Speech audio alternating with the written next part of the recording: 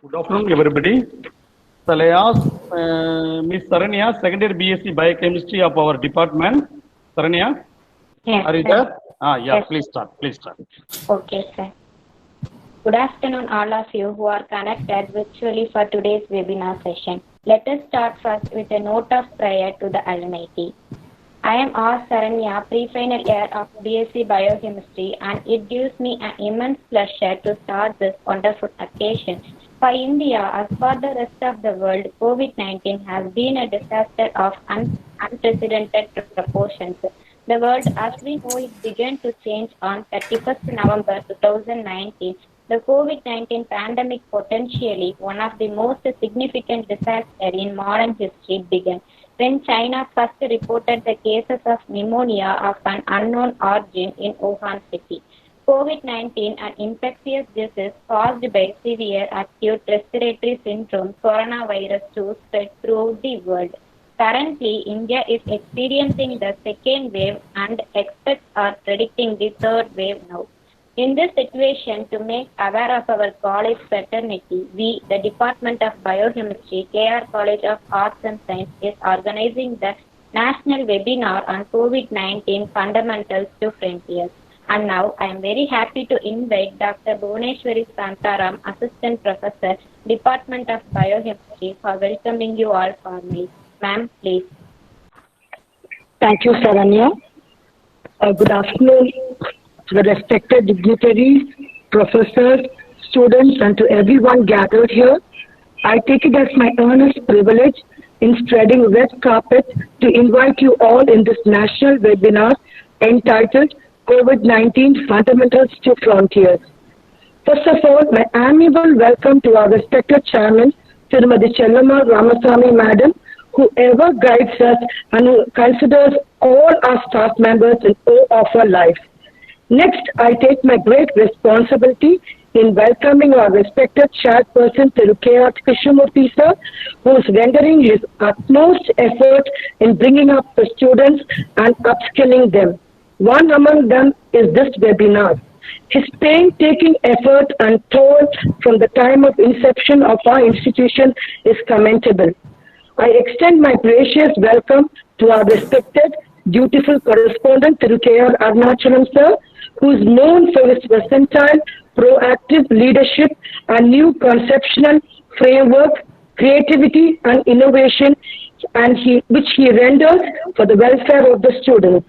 I submit my hearty welcome to our respected principal, Dr. Madhivanan sir. His dynamic and multifaceted role and responsibilities often bring him face to face with challenging situations. He is bringing our younger generation with the needed skills.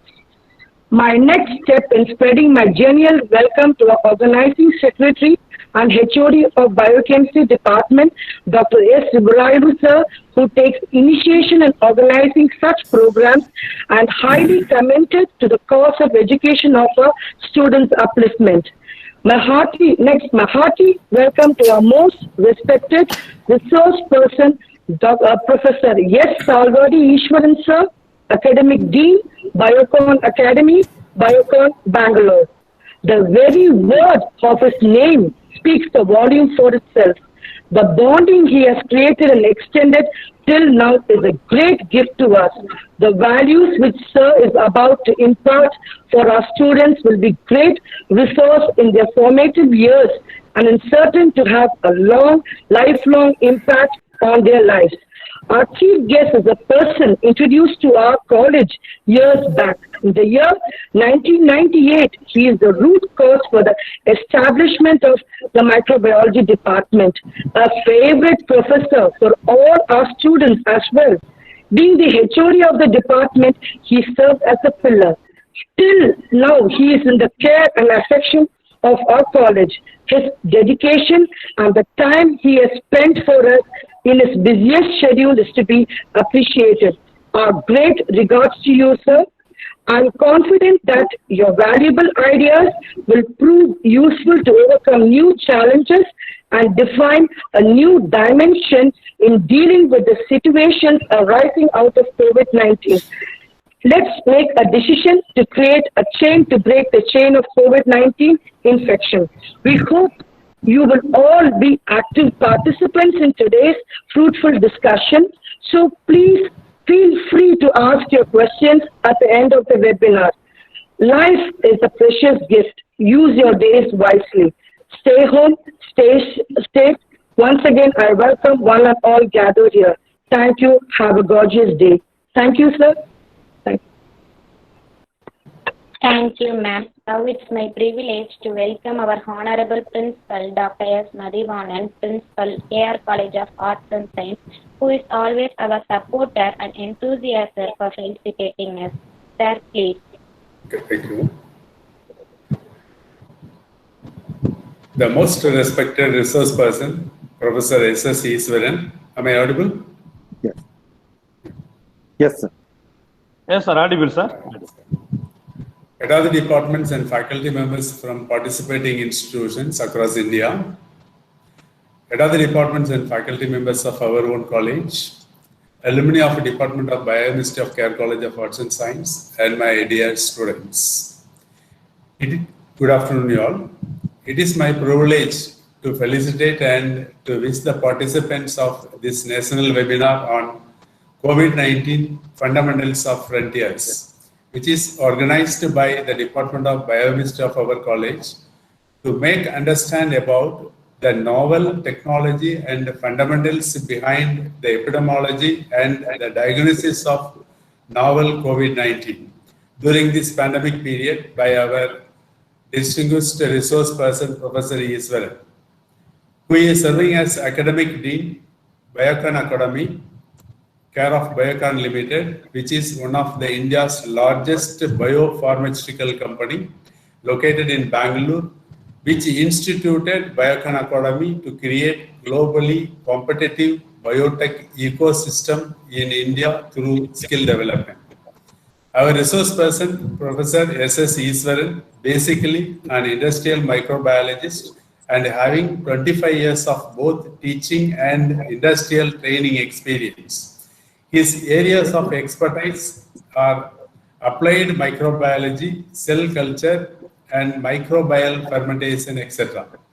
Moreover, I am happy to announce that our resource person has served as head of the Department of Microbiology in our college from 1998 to 2003.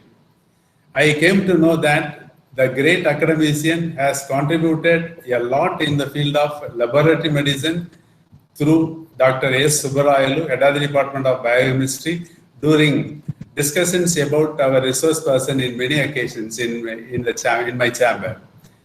I am sure that the expertise and the expertise knowledge of our resource person will be much useful to the participant to understand the concept of today's discussion. I take this opportunity to welcome and thank the resource person, Professor S.S. Easwaran, who has accepted our invitation during his busy schedule to share his knowledge and industrial training experience to the field of the clinical diagnostics. On behalf of our management, faculty members of our college, I welcome the resource person and all the active participants, and also I wish for the grand success of this national webinar. During this scientific session, our resource person will highlight the fundamentals behind novel COVID-19, a life-threatening disease, and also the current scenario in the second wave and the mutated variant of the COVID in India.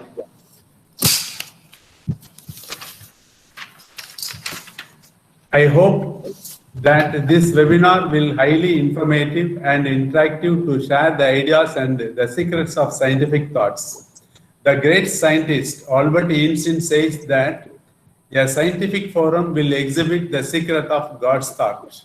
I am sure that this national webinar will also reflect the thoughts of Albert Einstein. Finally, it is my duty to appreciate and congratulate the head and faculty members of the Department of Biochemistry for organizing such a wonderful webinar for the benefit of the budding scientists, the faculty members from various disciplines, and also from the different institutions in India. I take this opportunity to wish the biochemistry, alumni of the biochemistry of our college, who are always supporting us and associating in many occasions like this event.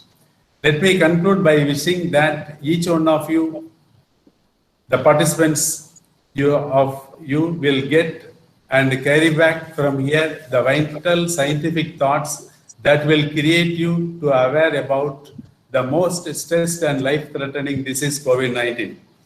Good luck you for all. Wish you all the best. And once again, I thank you for the opportunity given to me to be with you in this nice occasion. Thank you. Thank you, Honorable. Thank you, sir.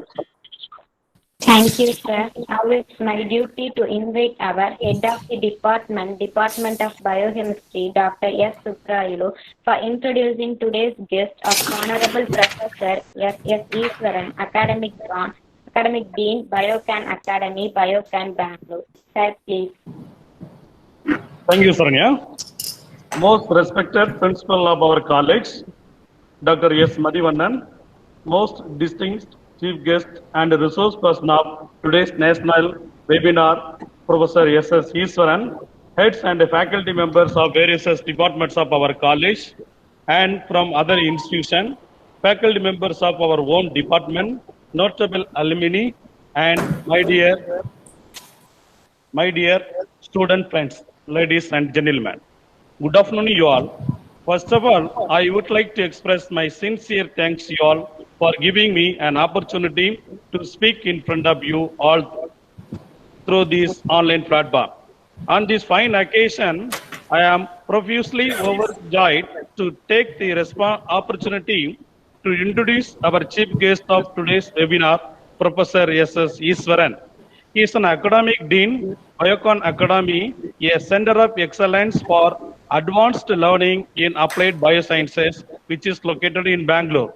The academy was introduced by Biocan Limited, India's largest pharmaceutical industry, as said by our beloved principal.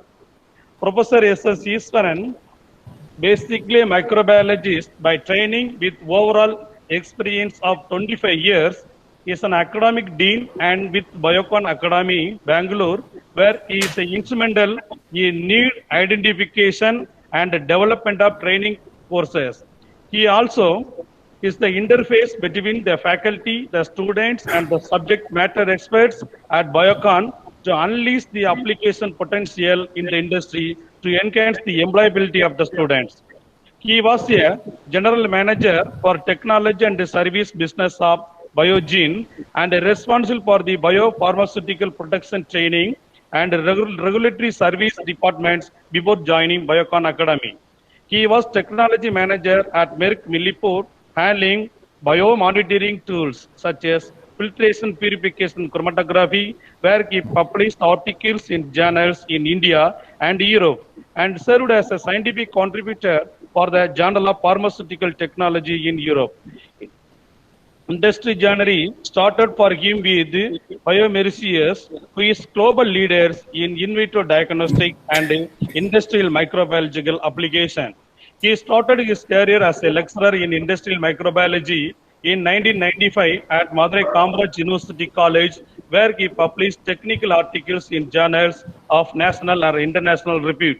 He has one patent in his credit as a co-inventor and has authorized in a book, Handbook of Research on Science Education and University Outreach as a tool for regional development, published by IGI Global in USA.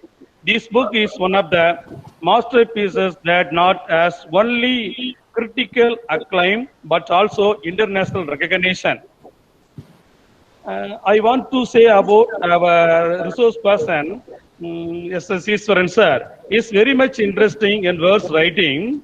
After collection of his verse writing, he has recently published a book on Thalam, which describes the incidents happening in his life, and many more copies were sold. Now it is only available in Flipkart.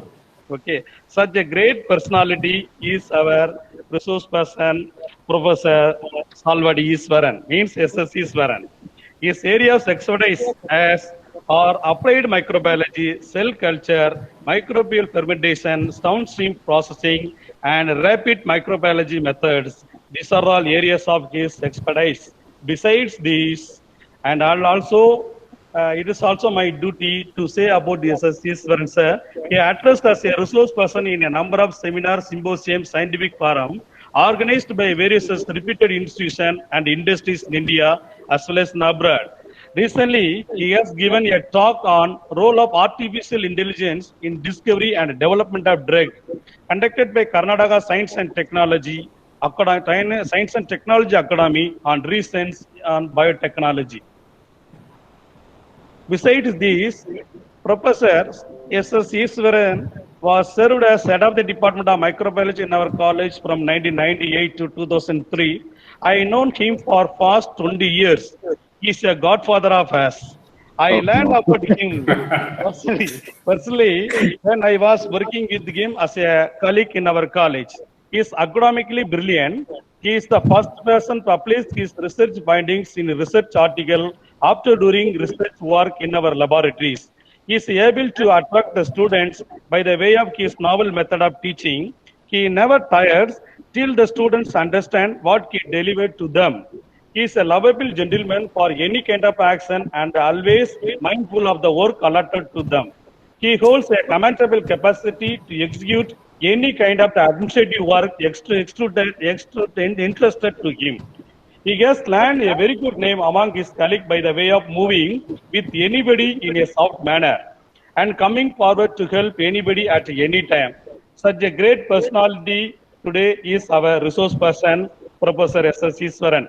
Sir, on behalf of our beloved management, respected principal, and all faculty members of various departments of our college and students, alumni of our college, I welcome you, sir. It is also my duty to say about our principal, respected principal of our college, Dr. S. Madhivanan. He is an active and a dynamic personality. He is a great academician and able administrator. He knows nook and corner in the administration. He served as the head of the department for more than 30 years in SRNM College, Satur, a reputed institution in South Tamil Nadu. He always particular about the student welfare of the students. He motivated us to organize a number of scientific forums such as seminars, symposium, conferences for the benefits of the students studying in our college, and also for having a number of scientific exposures. He aided more than 10 students for their PhD, or that means doctoral degree. Most of the students of him working in various reputed institutes as professor in industries as CA and universities in India as well as in abroad. He also organized a number of seminars, symposium, conference on recent relevant topics to impart recent knowledge in the minds of young ones. And he also conducted a mega alumni in the name of ComConnect 2018 when he was in SRNMC. Even though he was well settled in his life, he always dedicating himself for the betterment of the students and staff, those who are coming from rural areas in and around Koilpatti. He embraced most of the students and the staff as a very active personality, dependable teacher, as well as administrator. Such a great personality is our principal, Lord Principal Dr. Madhivanan. I also welcome you, sir. Thank you. Thanks for giving a wonderful opportunity to say about our resource person as well as our principal. Thank you, sir. Thank you. Thank you, sir.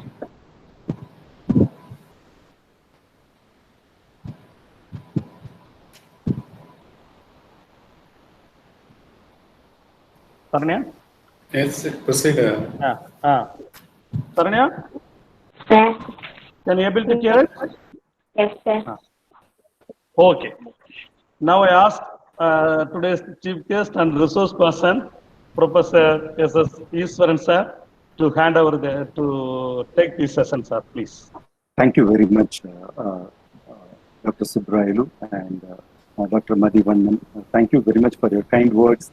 And first of all, let me put a disclaimer that I am not a Don, as Saranya has introduced, neither a godfather as Subrayulu introduced. Okay, I am a very, very simple scientist and interested in life science and to figure out how actually we can help out the student community at large in as different ways as possible. Very good guide to the young scientists. Yeah. So that's exactly what I'm trying to do. And Doctor, before I could take the session forward, can you please give me rights for sharing the presentation?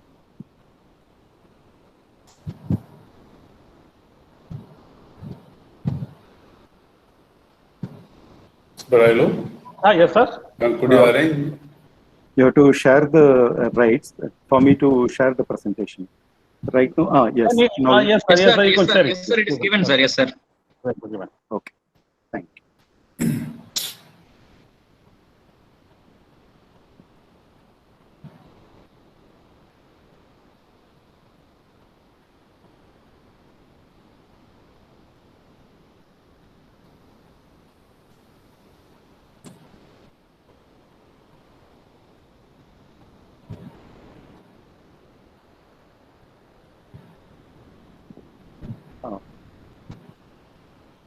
Just to confirm, all of you are able to see my slide?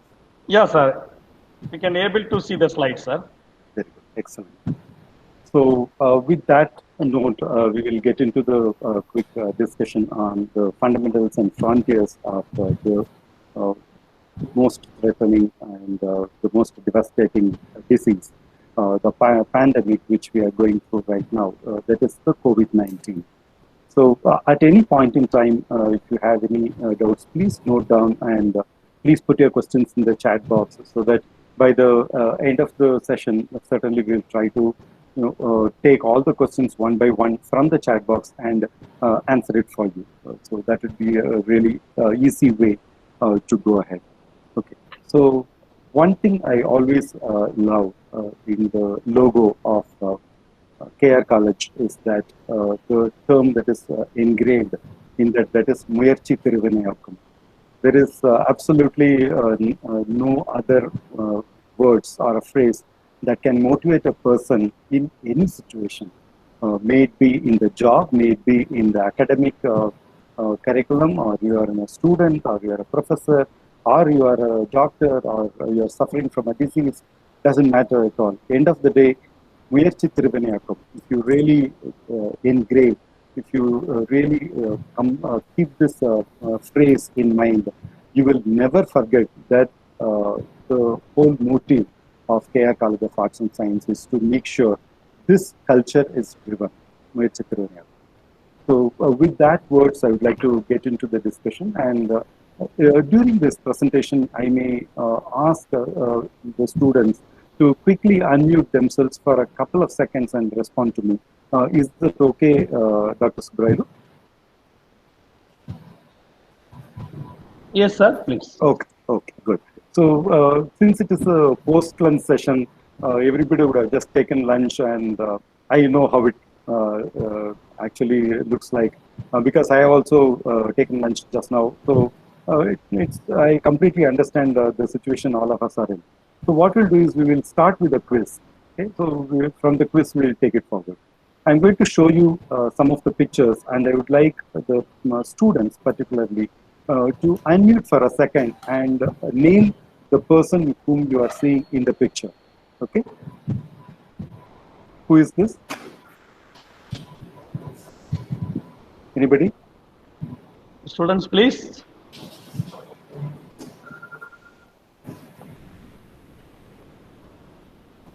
You can unmute for a second and then you can mute yourself.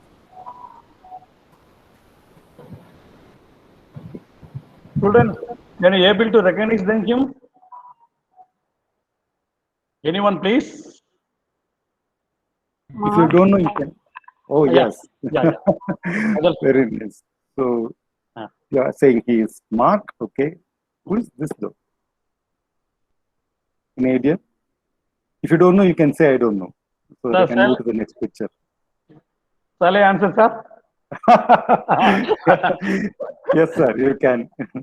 CEO of Biocon. Yes, absolutely. Yes. How about this?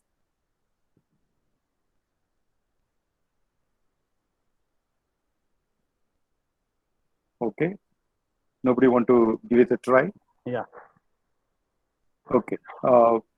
After I tell you who he is, you will realize that he's one of the most familiar and famous personality in India and particularly during this pandemic situation? And how about this person? Okay, so this is exactly what I want to drive in the first instance. Before we go into the discussion of COVID, all of us are in the bioscience area. Either we are studying microbiology or biochemistry, or we are studying biotechnology, or any of the subjects in the biosciences. It is a real privilege for all of us to be in this area of bioscience. When I say privilege, I am actually meaning that. The reason is, one way or the other, all of us who are involved in the bioscience area as a student, as a scientist, as a professor, as a researcher, name it. So, in whatever way you are involved in as a bioscience person, we are contributing to the cause of saving human lives. So this is very, very important for all of us to understand that we are in an extremely privileged domain, that is in the bioscience domain. Okay, irrespective of whatever independent course you study, this bioscience domain is very powerful and very privileged to be in. And across the country, lot of jobs are available. When it comes to biosciences, lot of jobs are available, not only after pandemic. Before pandemic also, the jobs were available. The only thing is that we need to have a absolute openness in our mind to travel outside of our native place to gain these employments. The jobs are available in Bangalore, Ahmedabad, or it is in Haridwar, or it is in Himachal Pradesh, or Sikkim, or Mumbai, or Goa, so to say. These are all the industrial hubs. These are the places you have pharma and biopharma industries. So essentially, if you want to start as an industry person, if you want to start a career in the industry, you need to move away from your native place and go to these places. When you actually start getting out of your place and go to these places, you will find that there are absolutely no scarce of job at all. There are plenty of jobs available. So the reason why I'm saying because when you know that the jobs are available, whatever you are studying becomes very meaningful. Because whatever you are studying today, either as a BSc or as a part of your MSc, you know that there is a potential that you may apply whatever you are studying in your careers. So it is very important to have this sense of purpose in mind when you are studying. So as you rightly said, the first picture is Mark Zuckerberg. As Dr. Subrailu mentioned, she was Kiran Majumdar Shah. She is the founder of Biocon group of companies, and he is Dr. Cyrus Poonawalla, who is the founder of Serum Institute of India. So now we are talking about two vaccines, Covaxin and Covishield. These two vaccines are coming from these two companies, one from Serum Institute of India and another one from Dr. Krishna Yella's company. He is the founder of Bharat Biotech International, situated in Hyderabad. So it is not only important to know who is who, but also it is very important to know how their lives has been. You have to take these people as an inspiration to actually lead our conversations and lead our studies, because these are the people who have proven that studying biosciences has a very good potential, not only to grow in your career, but also to create companies and help others on a larger scale. Okay. So who is equally important when it is coming to what is important to know for you. Okay, now we get to the actual session where I would like you to give a quick idea of how actually the coronavirus actually creates this entire pathogenicity.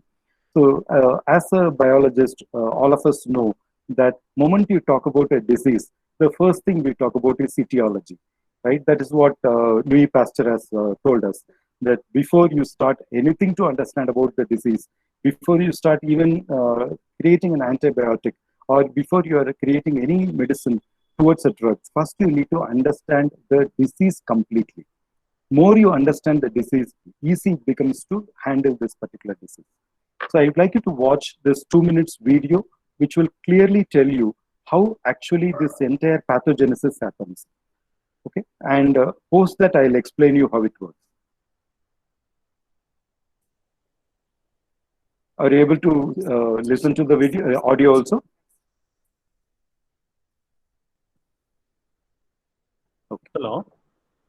You're able to listen to the audio also? No, sir. We are listening only video. 1 minute. Please.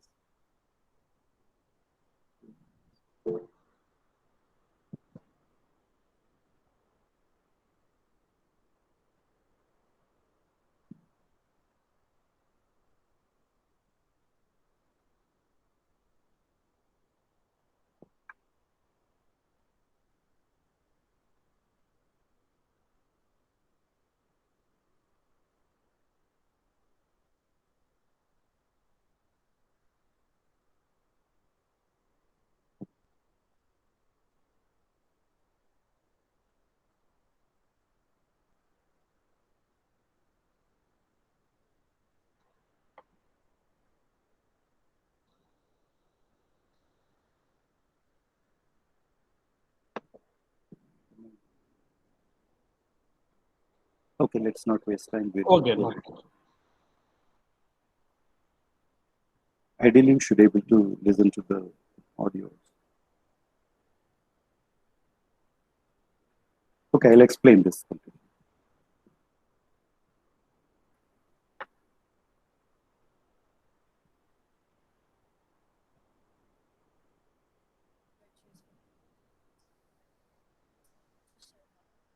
So as you could see here, on the top of the virus, what you have is the spike proteins and the surface proteins. So these spike proteins and surface protein exactly bind to the ACE2 receptor and the lung cells. Okay? So as you can see here, it exactly binds onto the surface as well as to the ACE2 receptors.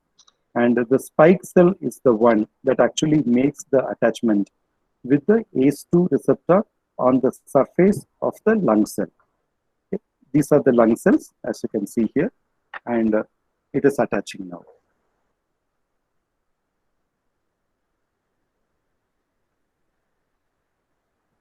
So as you can see here, now this is the portion where the attachment is happening.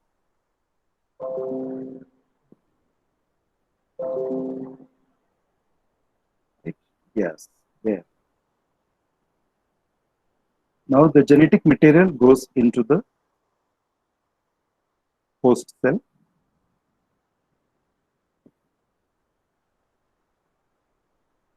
Now the host cell is actually producing the subsets of the virus. These are the subsets of the virus.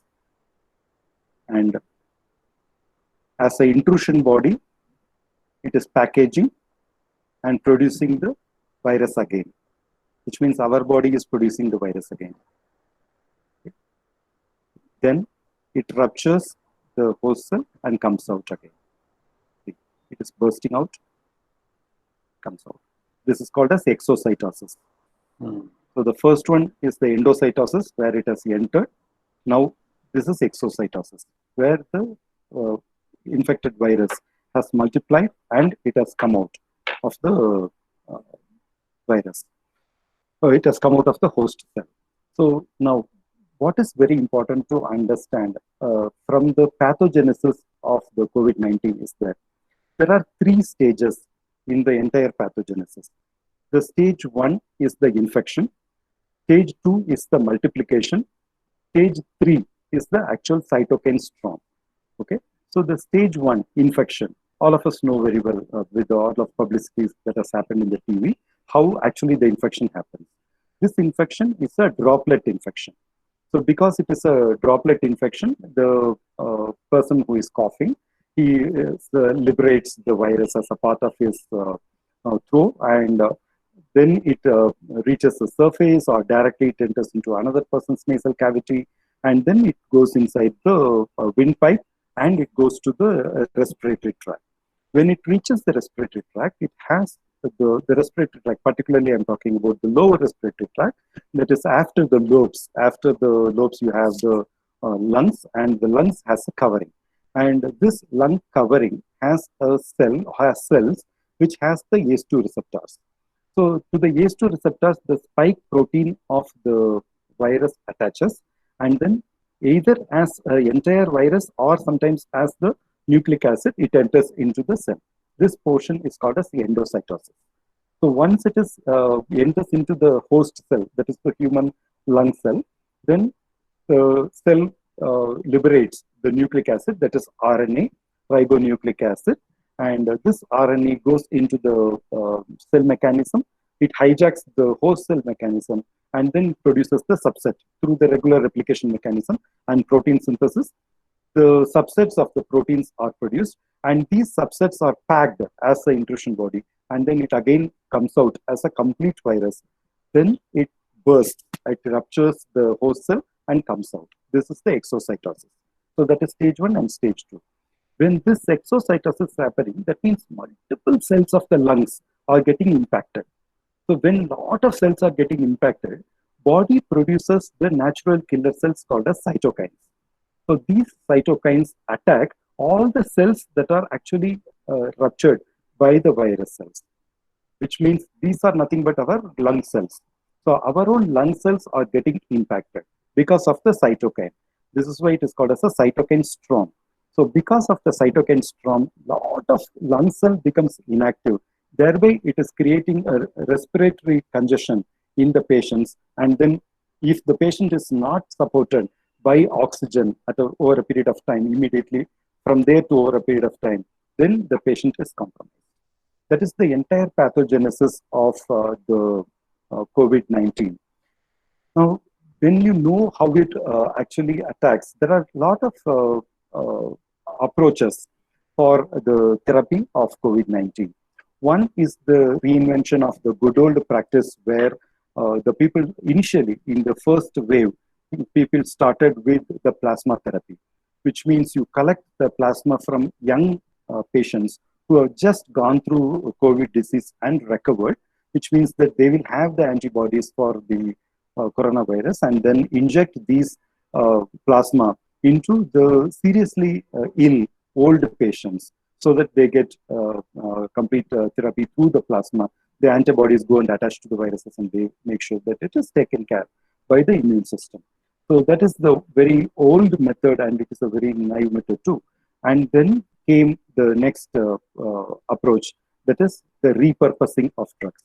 Today, whatever important drugs which we are using for the treatment of the COVID-19 or the repurposed drugs. When I say repurposed drugs, these are not the drugs that are actually discovered for treatment of COVID-19. For example, HCQ, that is hydroxychloroquine. The hydroxychloroquine is an anti-malarial drug. So this anti-malarial drug is repurposed for the treatment of COVID-19. I'll give you much more mechanism in the next slide. And then you have itolizumab. Itolizumab is a monoclonal antibody. This monoclonal antibody, what it does is that it goes and binds to the cells which are ruptured by the virus so that the cells are not attacked by the cytokine, so that the cytokine storm can be reduced.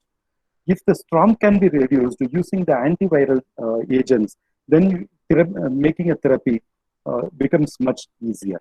That is how the itolizumab works. And then you have remdesivir. Remdesivir is the actual antiviral drug. So directly it attacks the viruses. I will show you how it works also. The mechanism of action, I will show you.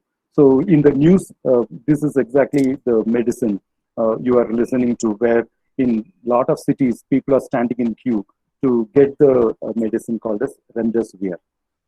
Okay, and then came the prophylactic approaches. Prophylactic means the preventive approaches, where the ICMR and Bharat Biotech, as I told you, Krishna Ella's company, Bharat Biotech came up with one vaccine, and for all obvious reasons, I'm not using any of the commercial terms. So ICMR and Bharat Biotech came up with one vaccine, and Oxford University and AstraZeneca came up with another vaccine, which is getting manufactured at Serum Institute of India at Pune. So these are the two vaccines that are available today with us. And these are the common approaches. These are the approaches which are well known. And today we need an approach which is completely disruptive in nature, which means we need an approach which is not falling into any of these conventional methods. And these type of methods or these type of approaches can come only from the youngsters like you. The reason why I'm saying youngsters like you is because youngsters like you are extremely tech savvy. You know artificial intelligence and you are studying about artificial intelligence, machine learning, deep learning, and so on. So the machine learning and deep learning algorithms has thrown some of the new drugs. I'm giving an example of IBM Watson as a platform. IBM Watson has given more than 61 proposed drugs for the treatment of coronavirus.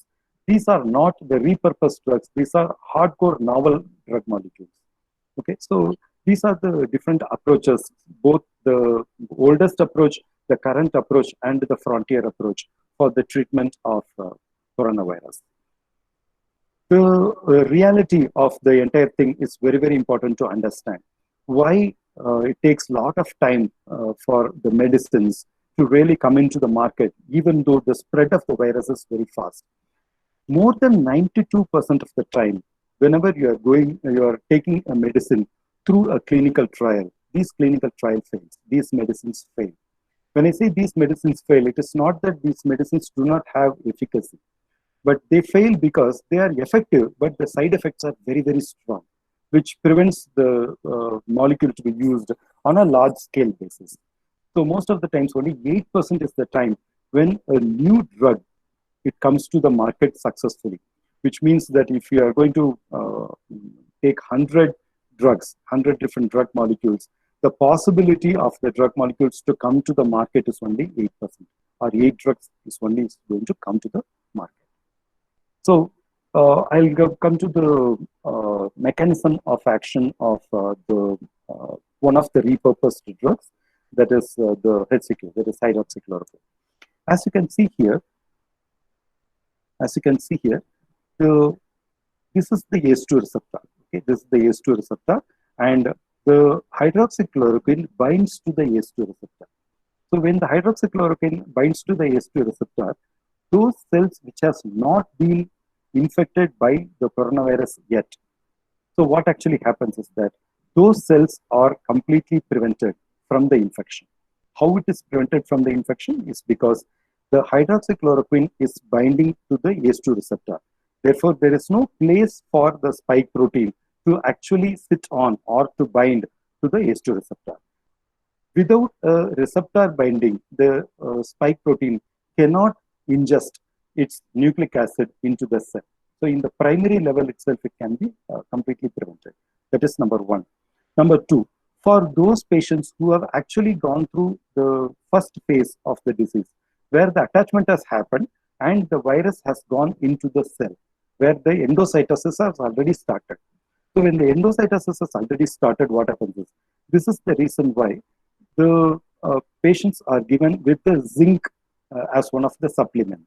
Zinc is a very good ionophore. Ionophore means the ionic balance. If you remember your physiology topics, there is a ionic balance the surface of the cell. So the ionic balance of the surface of the cells can be slightly altered using the zinc, so that the zinc concentration is high in the outside of the cell and low in the inside of the cell, so that through osmosis the zinc can go into the cell. So thereby, now you can see the zinc has gone into the cell. Because the zinc has gone into the cell, now the cells are already having the viruses in place, and moment the cell go into the cell, host cell, it is producing the RDRP. RDRP is nothing but the RNA-dependent RNA polymerase, which means if there is a free RNA available, then the host cell will produce this RDRP so that the RNA can be transcribed. So this is produced as a viral mechanism. So this virus, what happens is, this virus produces the RDRP. Now the zinc goes and binds to the RDRP. Moment the zinc binds to the RDRP, more the zinc concentration, the RNA concentration decreases. The reason why it is decreases is because it's preventing the transcription here. It is preventing the activity of the RNA-dependent RNA polymerase. Because the RNA-dependent RNA polymerase activity comes down, the number of the viral RNA comes down. When the number of viral RNA comes down, the completeness of the spike or the completeness of the subunit production inside the human cell comes down. because of that, the incomplete viruses are produced and they are digested. So this is how exactly the hydroxychloroquine works. There is another approach where there is a combination drug. That is the sialic acid hydroxychloroquine complex. When you use these two together, what happens is that those cells which are already being attacked by the coronavirus, the sialic acid prevents the attachment of any further spike proteins to the newly available ACE2 receptors, because the ACE2 receptors are bound already by the sialic acid moiety. So the sialic acid is working as good as the hydroxychloroquine. Only difference is that it is not binding to the ACE2 receptor, but to another receptor that is present next to ACE2 receptor. But that is also very important for the viral surface protein to bind to the cell wall of the lung cells. So this is how actually the individually hydroxychloroquine and hydroxychloroquine sialic acid complex works. Now coming to the remdesivir. This is very, very important for all of us to know, because we need to clarify a lot of doubts. Because as you are a bioscience student, you might have seen that the family members in your own family or your friend's family ask you how actually this works. Because generally the understanding is that if you are a biological science student, that you should know about how the entire coronavirus works and antiviral drug works altogether. So for that purpose, I would like to give a very brief understanding of how the remdesivir works. First and foremost, we need to understand is that remdesivir is technically called as adenosine analog. Okay, it is called as adenosine analog. Why it is called as adenosine analog is that it is structurally exactly like adenosine. Adenosine is a nucleoside. All of you know that there are 4 nucleosides. In RNA, it is ACGU. In DNA, it is AGCT or ATGC. Okay, so these are the nucleosides, and in RNA, the adenosine is very, very important. And this particular drug, that is remdesivir, is a adenosine analog, which means that it resembles adenosine structurally. But when it is actually used as a precursor for the adenosine formation in the new viral RNA, it doesn't function like adenosine. It blocks. I'll show you how it works. So when the virus attaches to the ACE2 receptor and then it enters into the body cell through endocytosis, up to here the story is the same. And after that, the viral RNA is released, and the viral RNA now it is trying to utilize the host cell mechanism by using the RNA-dependent RNA polymerase. When it is trying to use that, this GS441524, this is the technical term for the adenosine analog, that is the remdesivir, will be used as the precursor because of its cytoplasmic availability. So because of cytoplasmic availability, the body will take up these cells or these compounds as the precursor for replacing the adenosine or for the formation of the adenosine in the newly formed viral RNA. As you can see here, because of the transcription, the normal adenosine is replaced by the adenosine analog. Therefore, this RNA is a defective RNA. So if this defective RNA enters into the host cell mechanism, there is no protein that is being produced. Okay?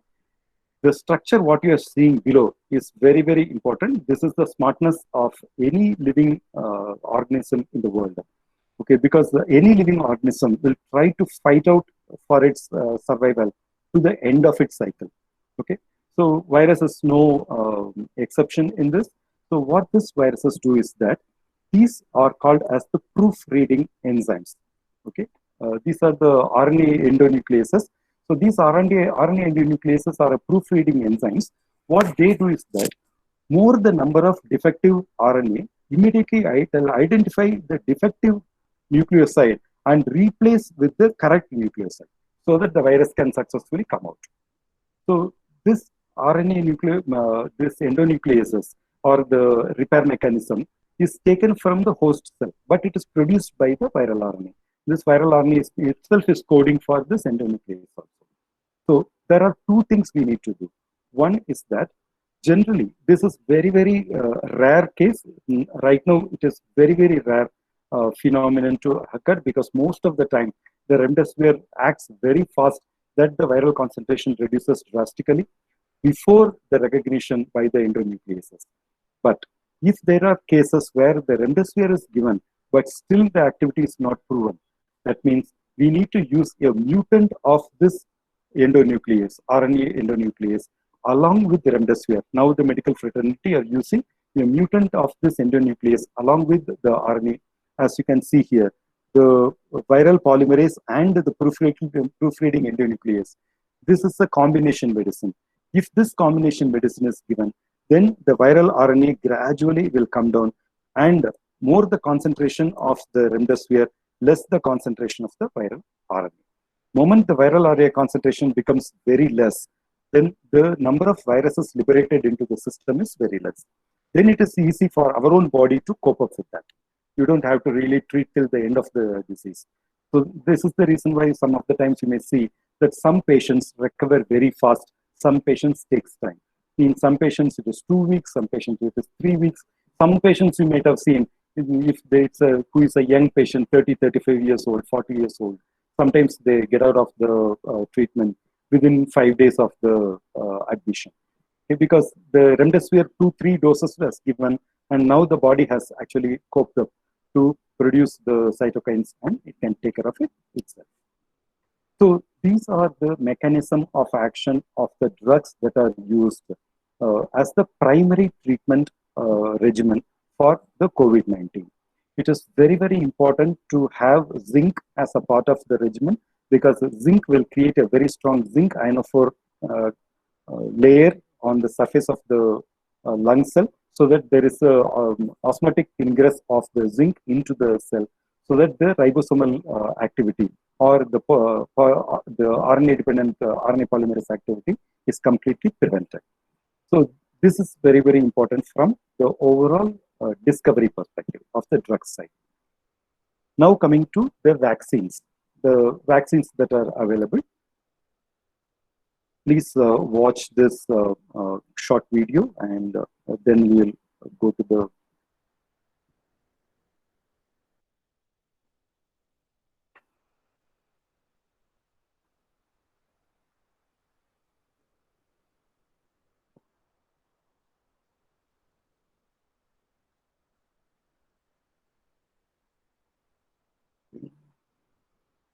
So most of you know how the vaccines are created.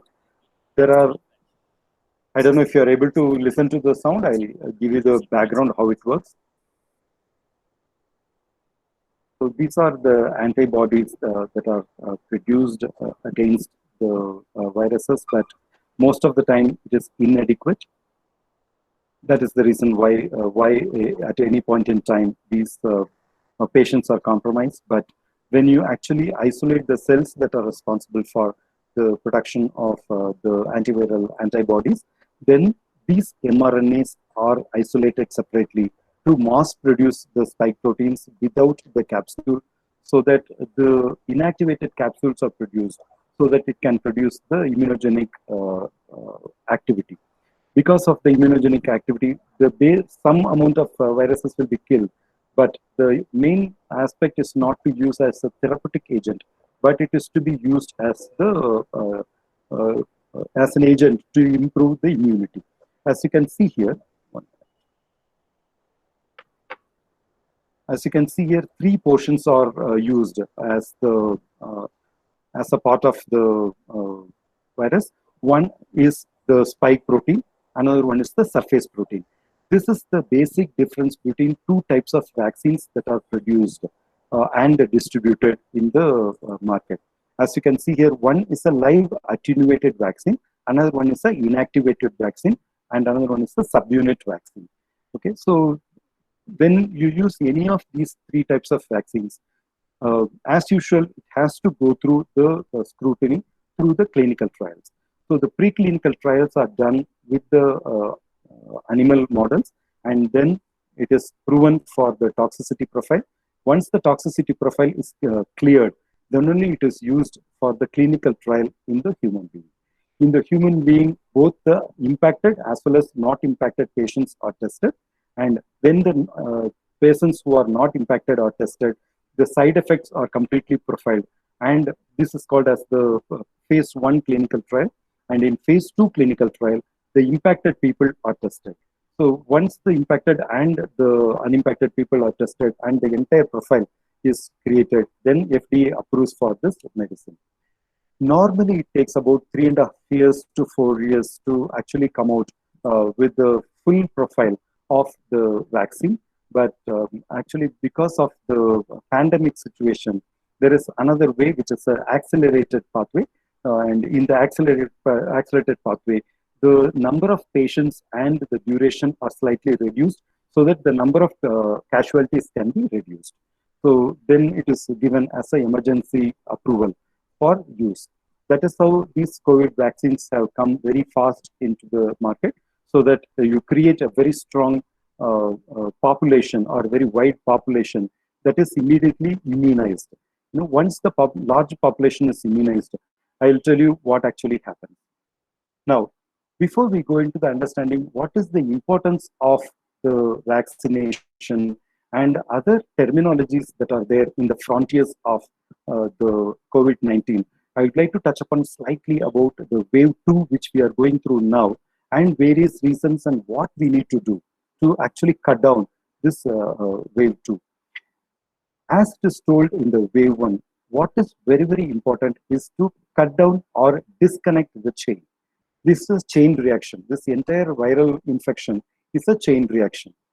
One person is impacted, one person is infected. This person has a potential to infect the another person. The another person is susceptible for the infection by touch and breathe. That is the reason why you are supposed to wear a mask and not to touch your eyes or mouth or ears before washing your hand with soap solution and sanitize. This is exactly the reason why you are focusing on hand and the mouth. When I say mouth, actually you are closing your nose. Okay, so the reason why you are focusing on the nasal cavity and the hands is because these two are the ones which is completing the infection cycle. If one person is impacted, he is coughing. This cough is directly going into the nasal cavity of another person. If another person is wearing a mask, that portion is cut.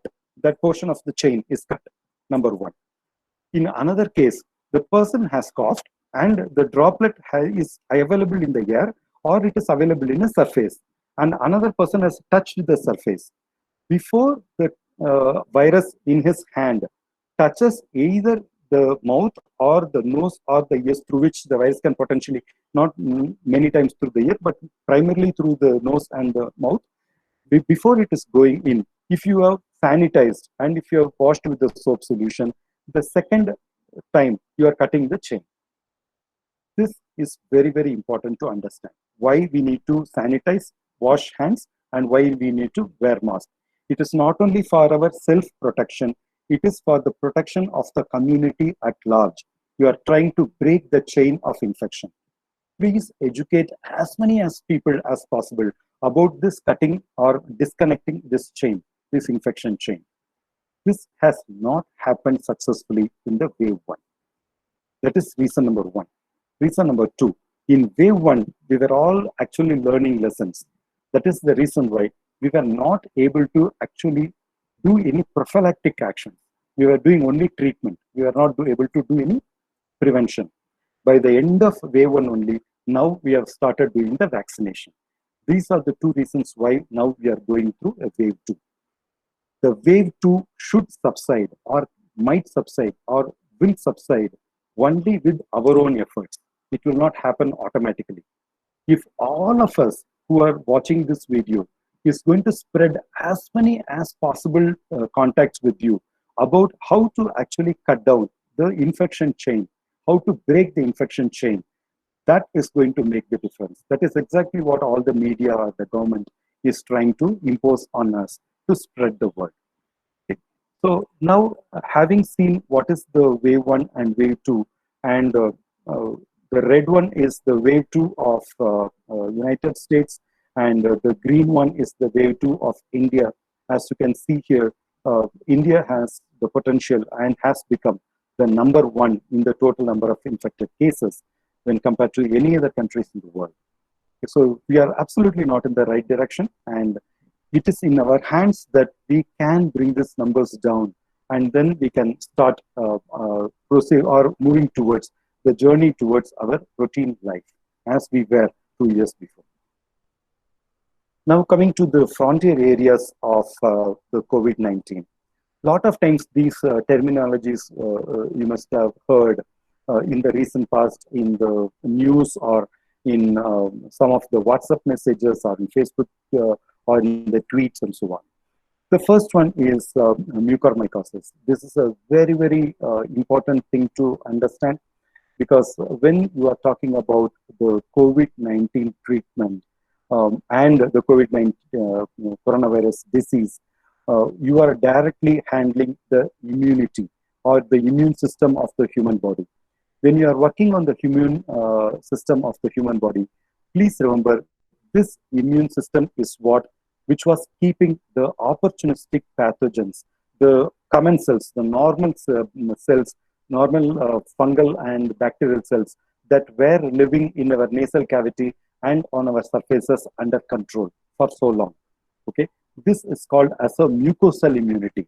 Mucosal immunity means the mucus layer on the slightly on the surface of the cell, and then in the endometrium, which is the inside of the skin, and the lining of the inside of the organs, you have the mucus layer. This mucus layer actually has been preventing the microbial cells to reach the human cells and create any infection. But now the entire body is trying to fight out the viral disease. When the entire body is trying to fight out the viral disease, the immune system is very weak. When the immune system is very weak, the fungi, which are waiting for this condition to happen, takes over the body and creates a lot of infection. The general symptoms include primarily start with the headache. The reason why it starts with the headache is because the fungi actually infects the sinus. Sinus are the small vesicles or the small parts that are available in the skull, okay, and the skull gaps. So these are the sinus, and it infects the sinus, and it can infect the entire face, right? The indications or the symptoms includes the headache or very strong pain in the cheeks and reddening around the eyes. Please don't get confused between the black patch and the black surface. The skin becomes black around the eye. This is very different from the black patch that comes just below your eyes because of your late night studies and watching movies and using gadgets and so on. Okay, so be very, very careful. If there is a black round or black patch appearing, and along with cheek pain and the headache, in the first instance itself, please consult the doctor. Okay, it is really very hard to mention that the mucormycosis is also a lethal disease. Okay, the reason why I'm saying this is because if it is not treated, the fungi has a potential to go into the lungs and then completely infect the lungs. They call it as a black fungi because it converts or turns the entire lung to a black color. Okay, so it's called as a black lung fungi. That is mucormycosis. Please be aware of this. Spread a word about this. Please do not scare anybody. As a bioscience student, it is very important that we need to state the fact but should not scare anyone. Okay? Then I'll come to the breakthrough infection. The breakthrough infection is very less in the Indian population. It is a bit higher, on a higher side in the Western population. Breakthrough infection means that even after the 2 dosages of coronavirus vaccine, people are getting infected with COVID-19. Okay, so the mechanism is not yet completely known. There are various conditions they are saying, like it is the immune system down, or it is the immunity strength of the person, and a lot of reasons are coming out, but there is no categoric reason that has been, or there is no categoric phenomena or any theory that is proposed for the breakthrough infection, which is the coronavirus infection after the completion of 2 dosages of any vaccine, both the vaccines I'm talking about. And very soon we are going to talk about 3 vaccines because we are going to import the Russian vaccines also. The third one is what I would like to stress upon, that is called as the herd immunity. Herd immunity means there are 2 things acts in the herd immunity. As I told you before, there are direct ways of breaking the infection chain. That is the hand sanitization, washing your hands with soap, and wearing a nose mask and face shield and so on.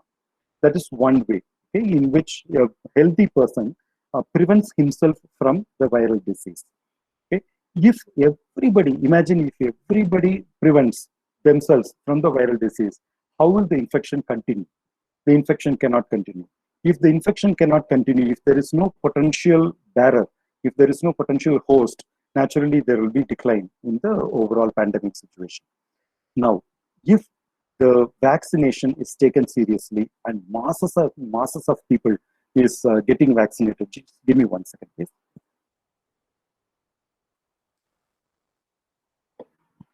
If masses and masses of people are getting vaccinated, then what happens is the number of healthy patients becomes very, very high when compared to number of infected people. Okay. For example, in this case, for example, let's say the green colors. The green colors are the ones who are called as the unprotected individuals. Red colors are the ones who are the infected ones, and blue color are the ones who are protected. When I say protected, either vaccinated or they are doing the self-protection. So the infection cannot happen. The black color arrow denotes the infection happens, and the red color arrow denotes the infection doesn't happen. Okay? So, sorry, the other way around. The black color means infection doesn't happen. The red color means infection happens, right? So, as you can see here, the infected person cannot infect or cannot transmit the infection to a protected person, okay? Or the protected person cannot transfer the infection to a healthy volunteer, even though if he is an unprotected person, okay? Now, the case is, if you can increase the number of people who are protected through vaccination, then even if the person is infected, a patient who has not taken vaccine but infected with coronavirus, then even if there is a patient or a person who is vaccinated, then the viral transmission cannot happen. Okay, this is exactly what we are aiming at, to produce a population of immunized community, a population of immunized people.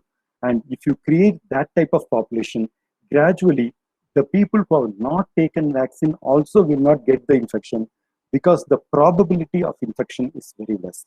This is called as the herd immunity. So herd immunity is the one which we need to focus on to achieve, because herd immunity can happen at mass. It is like creating a masses and masses of healthy volunteers. By creating a masses and masses of vaccinated, immunized healthy volunteers, protected healthy volunteers.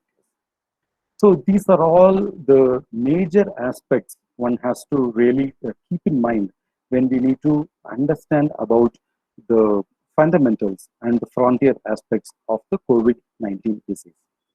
Now coming to, as a biological student, what is the expectation from you? The expectation from you is that days are gone where we were, people like me or Dr. Madhivanan, I'm just taking you into confidence, Doctor, from the perspective that the way we did the research was different, when the opportunity for you youngsters to do the research is very different. Now, the entire research is becoming evidence-based discovery, and it is moving completely from the structure-based discovery. For you to conduct evidence-based discovery, my sincere invitation to all of you is that we need to understand the computational sciences. We need to have some element of computational sciences in our curriculum. I'm not saying that as a part of your BSc and MSc, you need to study that, okay? With artificial intelligence, it becomes very easy for you to come out with a database of lead molecules. Once the database of lead molecules comes in, then the efficacy testing, bioavailability testing, and coming out with the new drugs becomes very easy. What should you do as a bioscience student? Whether you are studying any of the MSCs or any of the BTechs or MTechs who are listening to this session, as in botany, zoology, or biotechnology, or microbiology, or biochemistry, my sincere invitation is that in addition to your degree or your post-graduation, please consider doing C, C++, Java, or Python. These are some of the programming languages which are very, very essential for you to add into your resume so that you have a biological sciences background and a programming language skill. This is a very, very beautiful combination for you to gain entry into the very exciting type of career in big data analysis or as an artificial intelligence scientist and transform the way the entire drug discovery happens. Because people like us in the very age-old way of doing the research will come out of the solutions in much, much slower way. And today's generation is having the capability to come out with the prospective solution in silico and then convert it into a validation through in vitro and come out with drugs as fast as possible. In our times, it was taking about 12 to 15 years to bring out a novel drug molecule into the market from the time the molecule has been identified.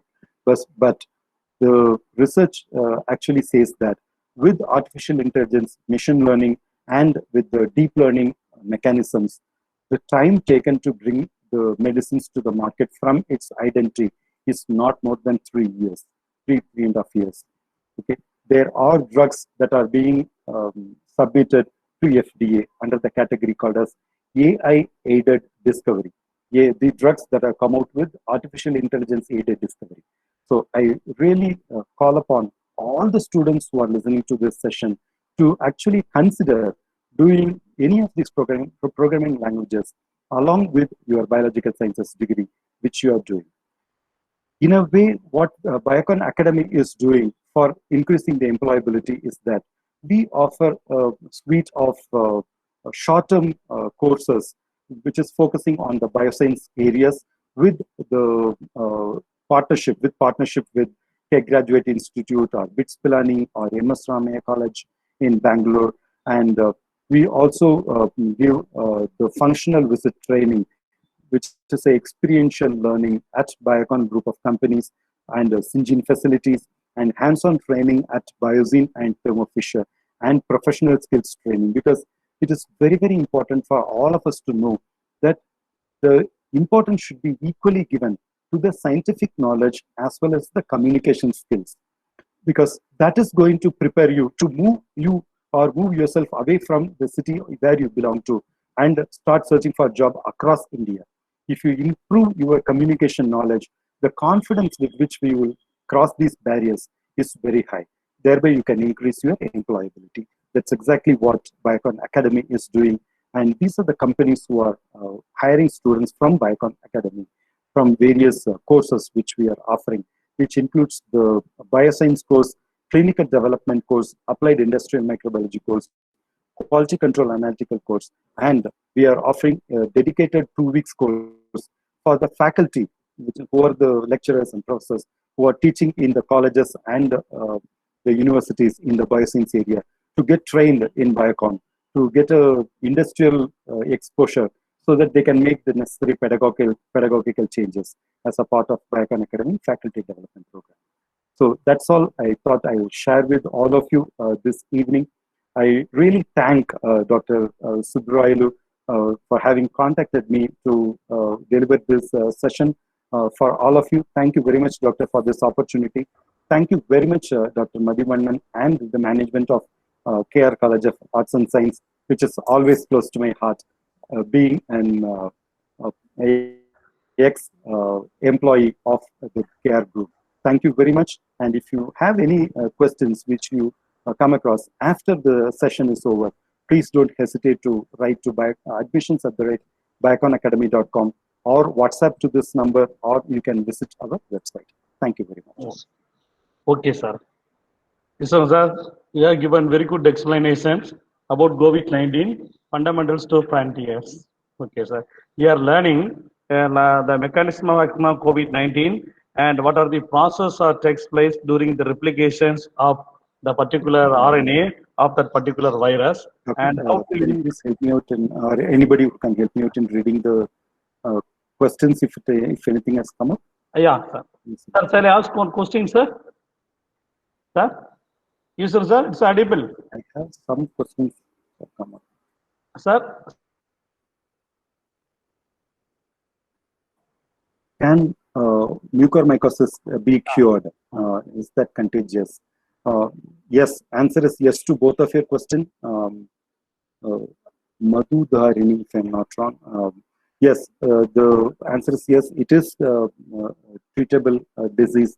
The mucormycosis is certainly a treatable disease if it is diagnosed in initial stages itself, and it is contagious too. Okay, because we are talking about the viral spores. Okay, so it's contagious too. Answer your question. And give me a second, please. yes, sir. Shall I ask one question?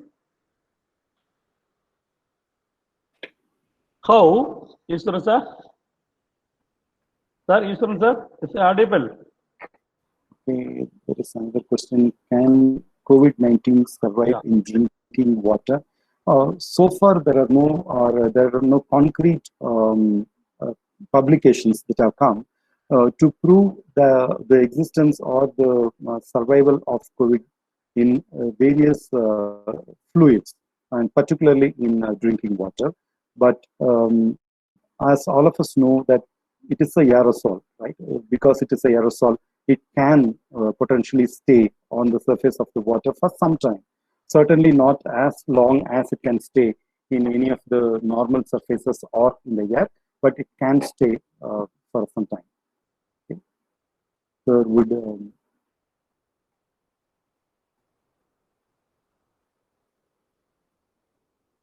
thank you for the Yes, sir. You're welcome. Hmm. And then Kirtana, the doctors are saying O positive person will not be affected by COVID-19. What immune system helping them? Okay, this is absolutely a myth, Kirtana. Very, very wrong information. I will give you an example of a person who is sitting and addressing this session. My name is Ishwaran. My blood group is O positive, and I have been infected by COVID virus, and I went through my COVID treatment in the October 2020. 3 weeks I was in hospital and got recovered. So absolutely, it is a very wrong information that O positive will not get impacted by COVID-19. Absolutely not. So please be very, very careful. Okay, it doesn't matter what blood group you belong to. Okay, Gajalakshmi, what is the symptom? Recent known stinging with the symptoms. Yes, this is a very good question, Gajalakshmi. This wave 2, where you have a mutant virus, the symptoms are not the same as in the first one. Okay, there are symptoms which are not very common, and sometimes it can be misunderstood with the regular symptoms like joint pain, back pain, without respiratory congestion. Okay, so please remember some of the basic symptoms remains the same. That is increase in the temperature and the cough. So because of the increase in the temperature and the cough, and along with body pain, please do not hesitate to give sample and make sure it is tested. The patient is tested. Okay. So you said there are 2 vaccines. Okay, why there is a difference between these two is because one is a live attenuated vaccine, Murugavini. Murugavini, one is a attenuated vaccine and one is a live inactivated vaccine. Okay, you know very well. I think you are a biochemistry student because your name is prefixed by Biochem 2020. So, as a biochemistry student, you know how the general vaccine works. In general vaccine also, your full cell, a whole cell is used, your viral cell is used or a bacterial cell is used without the virulent factor. Okay, virulent factor is the one that creates the pathogenesis or the disease, right? So that is called as a live vaccine.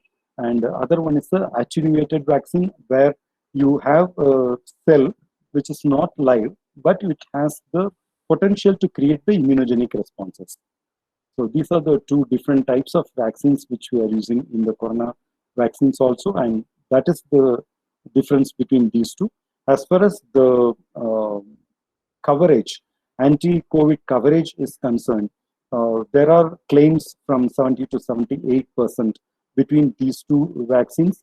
As I told you earlier, for all practical reasons, I don't want to talk the names of the vaccines. It is very important, even before you are getting your parents or any elder ones in your family vaccinated, read about the vaccine and figure out which has better coverage, and if the person in your family who want to get them vaccinated has any comorbidity, and based on the comorbidity, find out which vaccine is suitable for them, or at least please go and consult a physician who will guide you appropriately. Okay. Then I have Baby Jayashila. What is the function of Covaxin in human body? I don't know what the Covaxin you are talking about. I'm not talking about the brand here. If you are talking about any substance that helps the vaccine to work better, then you don't have to worry about that type of thing in COVID vaccine situation, because Jayashila, the vaccines which are currently in use are highly immunogenic in nature. It is absolutely formulated in such a way that the immunogenicity is very well tested. So there is no need for a any other compounds.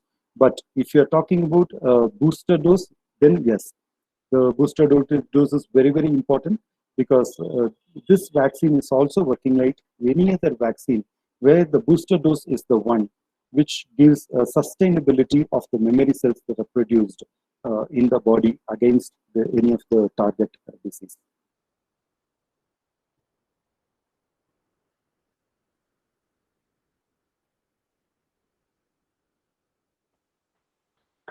I'll take this as the last question with your permission, Dr. Subrayulu. Yes, sir. Please, Arun sir. Kumar, sir, is Covishield another vaccine vaccinated to a normal human beings can give any additional immunity to the person? The current study doesn't prove anything else. Because of the situation, they have not conducted any study for any extended use of any of the COVID vaccine. Okay, so currently the vaccine is targeting only the coronavirus disease or the COVID. So please don't have any preconception that if I've taken COVID, the coronavirus vaccine, and it will take care of any of the infection that is caused by the viruses of the same family. There is no claim like that. Okay, so please don't take it otherwise. Okay, so Okay, with sir. that, I really thank all of you for your kind participation, and thank you very much for some of your very constructive feedback which you have given in your comments. Thank you for all of you, and over to Raj. Saranya, Yes, sir.